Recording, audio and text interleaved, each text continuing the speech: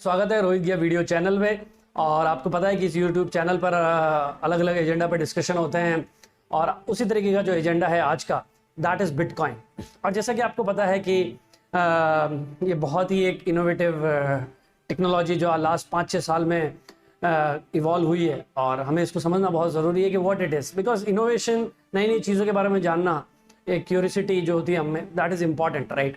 लेकिन इसको जानने से पहले हम थोड़ा इतिहास में जाते हैं कि जो ट्रांजेक्शन होते थे वो किस तरीके से होते थे। तो first of all transaction started with barter system. मुझे अगर किसी चीज़ की ज़रूरत है, आपके पास वो चीज़ है और आपको जिस चीज़ की ज़रूरत है वो मेरे पास है, तो we will exchange things, right. Then gold आया, गोल्ड के बेसिस पे ट्रांजेक्शन्स होने लगे and gold is created as an commodity for transaction. And print money origin में आया।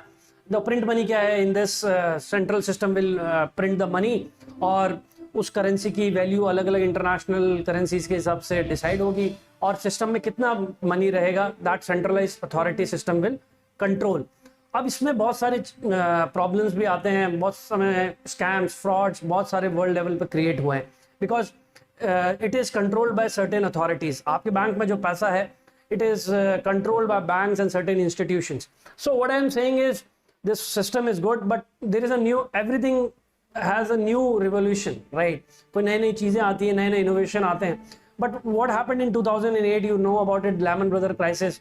उसके समय पर वर्ल्ड में ये, और ऐसे बहुत से क्राइसिस हुए उससे पहले भी, बट लेमन ब्रदर क्राइसिस 2008 का one of the biggest financial crisis था। उन्होंने कुछ ऐसे इंस्ट्रूमेंट्स में पैसा लगाए, पब्लिक मनी लगाया कि पूरा फाइनेंशियल सिस्टम क्रंच हुआ, पूरे ग्लोबल लेवल पे क्राइसिस आई। इसी क्राइसिस के बाद 2008 की जो ग्लोबल फाइनेंशियल क्राइसिस थी, 2009 में there is an innovation which happened in terms of money, digital money और करेंसी यू कैन से।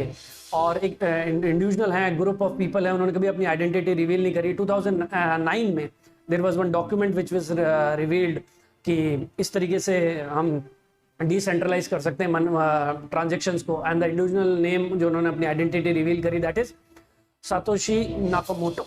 अब ये कौन है, ये कहाँ रहते हैं, nobody knows about it, but what he did is he revealed this document on the internet and on the public platform. और जिससे ये बताया गया कि ये जो बिटकॉइन है, जिसका ओरिजिन 2009 में हुआ है, इसको किस तरीके से ट्रांजेक्शन होगा and how the whole technology will work. ये पूरा एक डॉक्यूमेंट रिलीज हुआ और बहुत सारे इनोवेटर्स उस समय इन्वॉल्व हुए, वो are very excited about this new crypto currency and they understand it. हम इसको समझते हैं, बिटकॉइन जो है it is like a digital currency, right, and you can call it as a crypto currency, whatever it would B.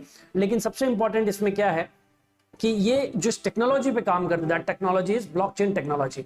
अब blockchain technology में किस तरीके से काम करती है, मान लीजिए आज there is credit which happens and debit which happens from your bank account, right. और बैंक एक मेंटेन करता है लेजर, जिससे ये पता पड़ता है कि कितने ट्रांजेक्शंस में डेबिट हो रहा है, क्रेडिट हो रहा है, but bank knows it and you knows it. But what happens here, जो भी 2009 से लेके आज तक बिटकॉइन के ट्रांजेक्शंस हुए हैं, वो इस ब्लॉकचेन टेक्नोलॉजी की जो लेजर है, राइट, इसमें सारे के सारे ट्रांजेक्शन रिकॉर्डेड हो जाते हैं। And the best part is ये वेरीफाइड भी होते हैं and there are multiple copies which will be created across globe, across computers, across internet, right? So transparency रहती है, every transaction is recorded and verified। अब इनको verify कौन करता है, verify करते हैं miners क्या करते हैं, miners have a huge pile of computers जो कि power generate करते हैं and they will solve a mathematical puzzle, और जिससे bitcoin mine होते हैं और ये जितनी भी transactions हैं ये verified होती हैं और एक block create किया जाता है।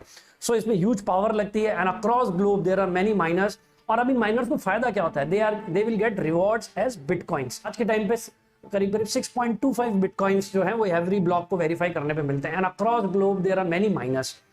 अब जो बिटकॉइन है उसके अंदर अगर आप देखें तो ये भी हो सकता है कि फिर तो हर कोई बिटकॉइन क्रिएट कर सकता है, नहीं, bitcoin is created by certain codes. ये जो कॉपीज हैं वो अक्रॉस ग्लोब डिफरेंट नेटवर्क्स पर, डिफरेंट कंप्यूटर्स पे, इंटरनेट सिस्टम्स पे ये सारे रिकॉर्डेड होते हैं ट्रांजेक्शन। सो मैनिपुलेशन होने की जो है चांसेस बहुत कम है।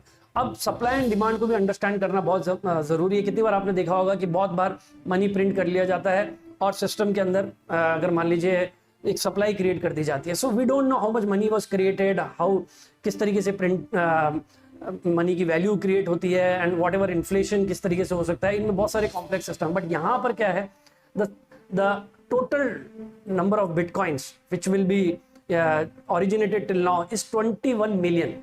उसमें से 18.5 मिलियन जो बिटकॉइंस हैं वो माइंड हो चुके हैं अब तक, मतलब 21 मिलियन ही बिटकॉइन है सिस्टम में।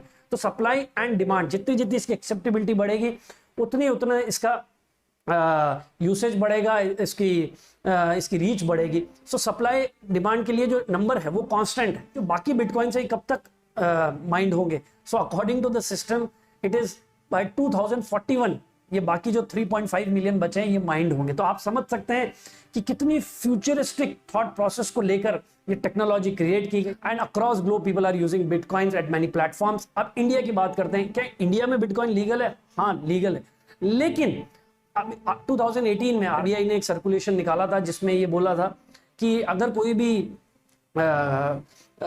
इंडिविजुअल बिटकॉइन को यूज करता है तो बैंक से इसको डीलिंग कर दिया जाए। बट क्रिप्टो करेंसी एक्सचेंज ने सुप्रीम कोर्ट में केस फाइट किया and they won, and they now it is not कि you can't withdraw the money by using bitcoins. So bitcoin is really developing because it is challenging across globe the centralized banking system and the institutions. So ये एक नया innovation है। आपने देखा होगा जब भी कुछ नया इनोवेशन आता है कुछ प्रॉब्लम्स आती हैं, कुछ हर्डल्स आते हैं, but bitcoin is increasing its value from 2009। अगर आप देखें बिटकॉइन की वैल्यू 2009 में 0.004 पैसा थी। आज के टाइम पे अगर आप देखें तो एक बिटकॉइन की जो वैल्यू है that is 27 lakh rupees. So I am not saying कि कोई पैसा कमाने का तरीका है, but you can see the reach of the bitcoin, you can see the development which is happening in this technology. बहुत सारे डिफरेंट टाइप के डिजिटल करेंसीज आई हैं, doge coins, ethereum across globe, and they are really evolving. और बहुत young nerds और young technology oriented people इसको use कर रहे हैं। So I think this will evolve. और इसके अलावा आप ये भी देखिए कि जो बिटकॉइन है उसके यूज करने से I think in world level, because in Bitcoin you don't need a bank account, it's happened with your internet technology and there is a wallet, जैसे कि आपके digital wallets होते हैं। So in that way this Bitcoin works. There are many icons जो कि Bitcoin में invested करा है, जिन्होंने huge amount, Elon Musk, PayPal, but right now Tesla, Elon Musk ने बोला because his one tweet will create a disrupt कि भाई Tesla will not use Bitcoins, so Bitcoin की वैल्यू हैज डिक्रीज। सो ये जो वॉलिटिलिटी है ये अभी तो भी एक डिबेटेबल पॉइंट है। सो राइट नाउ वन बिटकॉइन है, जैसे कि मैंने बताया, Indian currency it is 27 lakh rupees and right now in US dollars it is 37 और 38,000 dollars. So this is all about bitcoin and I think her category में नए नए इनोवेशंस आते हैं which will transform the world, right. Video technology आप देख लें, automobiles, everything which has change the whole globe, whole system, how it works. So I think this type of digital currency which is more centralized, who knows what it will create next. So thank you.